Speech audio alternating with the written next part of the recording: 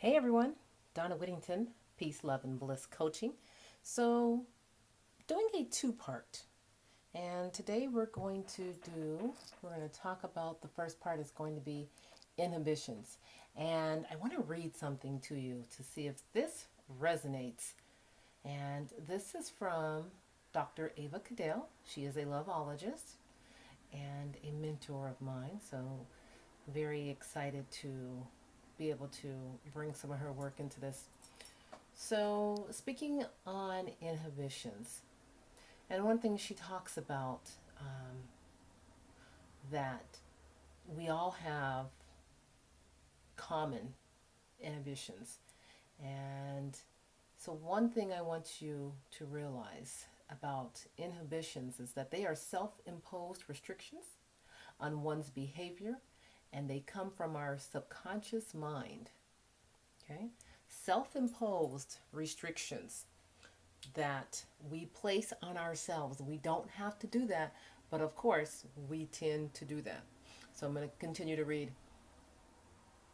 And our mind is predisposed to the way we were raised, so it's not surprising that many people have inhibitions based upon negative influences, repression, societal restraints on sexual behavior.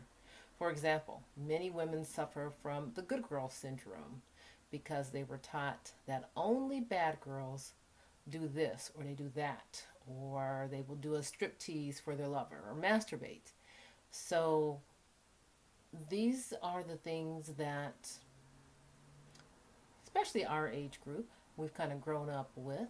Now, perhaps if you have children, I have children, um, late teens to their mid 20s, and I have taught them to be open and not to view sex as something that is taboo or that's embarrassing. So we have to dispel those same myths that we are now teaching our children. You know, that we probably wished that somebody took the time to explain sex to us in a different way than what we grew up with. And if that's not you, and if that's not your experience, yay, that's awesome. But a lot of folks have grown up with inhibitions around sexuality. So, and sex and different types of, things with sex, role playing, masturbation, oral sex, anal sex. So, those are some of the things that inhibit us. And when I say us, I'm speaking generally. So, again, if that is not you, that's fine. You don't have to take this on.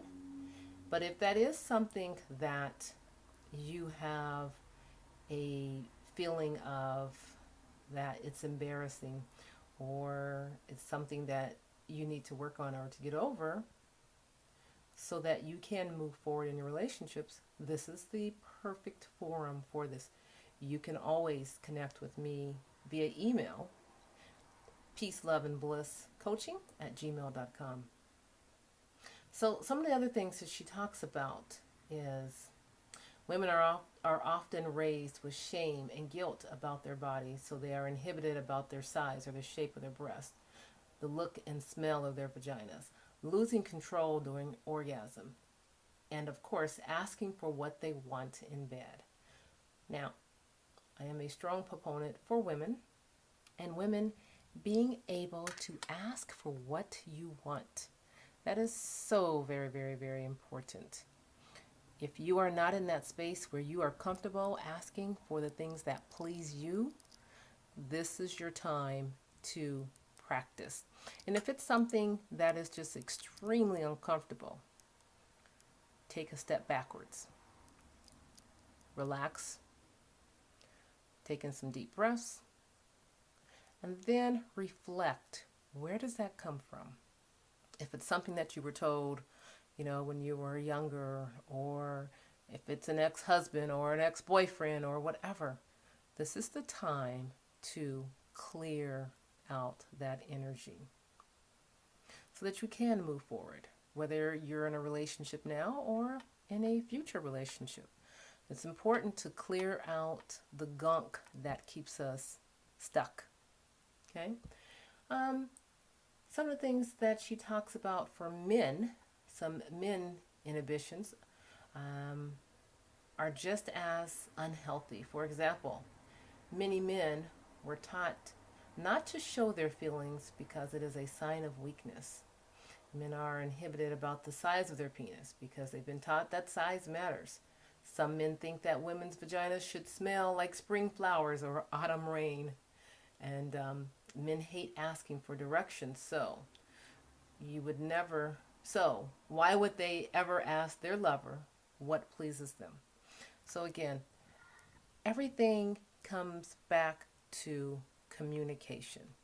So if these are some of the things that inhibit you in your relationship with your partner, this is where the communication comes in. And you got to be willing, you got to be ready to open up. And if it's embarrassing, ask your partner to go slow. Ask them that, to take that time with you that you need so that you can work through the things that you need to work through. And then you guys can work through things together. But if you don't ask, no one is going to know. And mind readers, most of us aren't very good at reading minds. I know I've never been good at reading my partner's mind, so it's so much easier just to go ahead and ask, talk, communicate, but ask for what you want. Talk about the things that you don't want. Talk about what feels good. Talk about what you would like to experience. Doesn't have to be right now, but sometime in the future. So, I want to empower you to let go of some of your inhibitions and that inhibit you from being the partner that you would like to be and the partner that you would like to have. So, being the partner that you would like to have, especially for those of you who are single, that starts with you. This is a great time for you to, again, to explore your body. Go to the bookstore, get some books. Feel free to send me an email. I'm happy to do personal sessions with you where we can discuss, different items that have you bogged down, or if you need direction on how to ask or how to engage or how to bring up the subject of this or that with your partner. Let's talk about it. And let's get you to the place that you want to get to in your relationships. We're in your intimate relationships and in intimacy. So, Donna Whittington, Peace, Love, and Bliss Coaching. This is part 1 of Inhibitions. And tomorrow we'll talk a little bit further about inhibitions.